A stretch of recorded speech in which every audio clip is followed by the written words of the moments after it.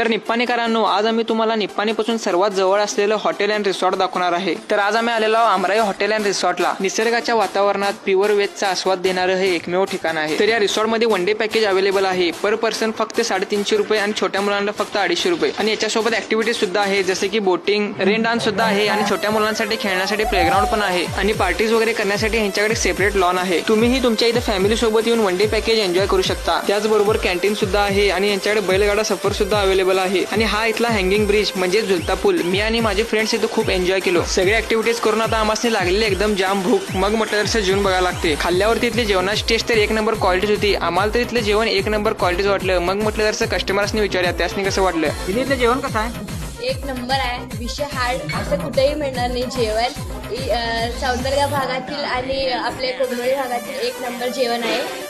इथलं वातावरण एकदम मस्त, निसर्ग आपल्याकडे खूप छान आहे।